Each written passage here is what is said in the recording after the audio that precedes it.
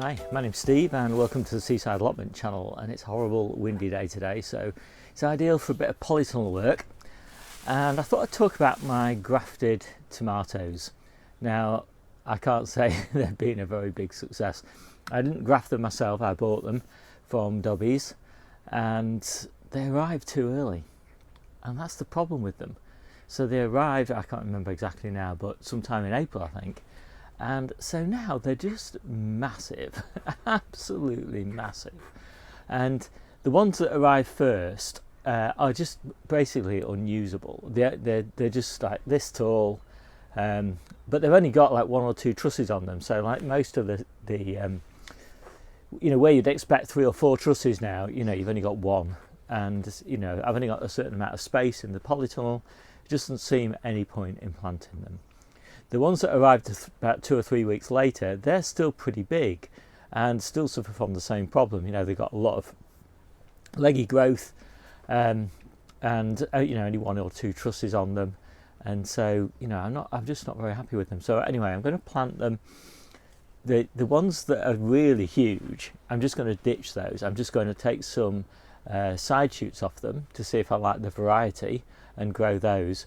But other than that, I'm going to just plant the 3 that I've got that are a bit smaller in the polytunnel in containers. So why am I going to do that? Well, one of the benefits of them apparently is that they're grafted onto a rootstock which is really resilient.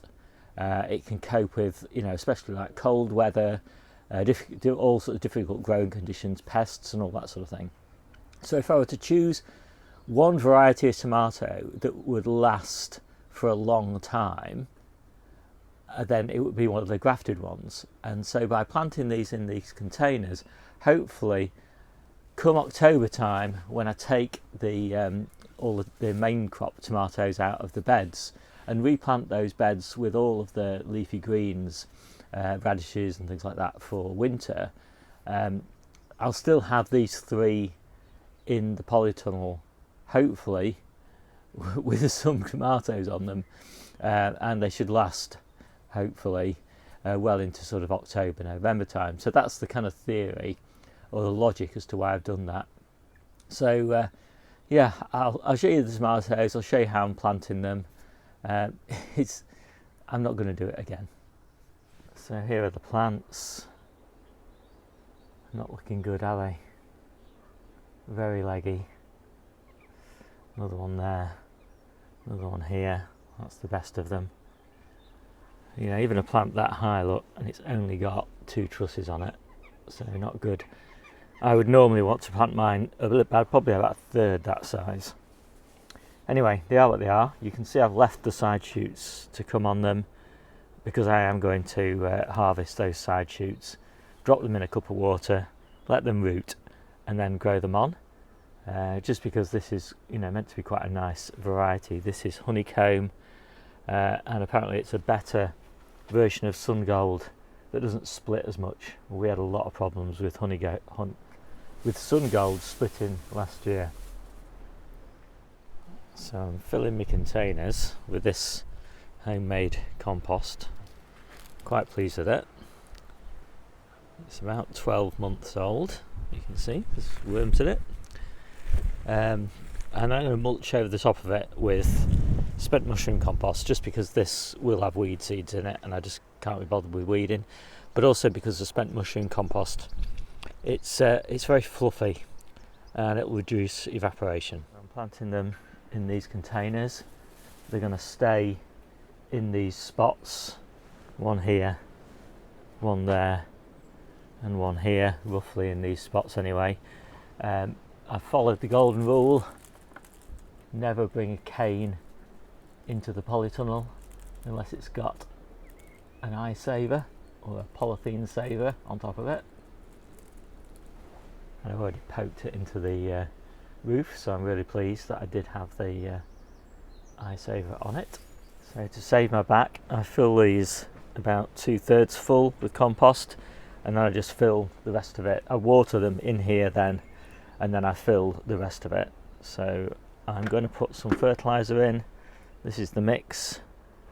So it's basically organic Marshall's Organic Extra, some seaweed meal, and some rock dust. I'm not sure why I put the rock dust in, but and a spider that'll probably bite me. That's one handful in the root zone. I'll mix that in a little bit, water. So there we go. I did just water in some dolomite lime as well, just in case of blossom end rot, which is much more likely with tomatoes grown in containers. And I will of course tie these canes into the roof at some point in the future, but I'll probably move these pots around, so until they're in their final resting places I will leave them loose. And this is much more what I want my tomatoes to look like. Nice, compact, stocky plants. But anyway, they are what they are. I think next year, if I become convinced that grafted plants are worth it, then I'll just buy seeds and do my own grafting, so I can do it at the right time. I am growing these on canes because I'll move them around. Normally I grow my tomatoes on strings, and these tomatoes obviously they don't need any strings yet, but they will do soon, so I'll be putting the strings in a week or so's time. I don't bother obviously planting the strings underneath the plants. I don't really understand why you need to do that. I just clip them on and wind them round like this. Once they're clipped on at the bottom there, and they're just fine like that. So I hope you like this quick video. My name's Steve, this is the Seaside Allotment channel, and I'll see you soon.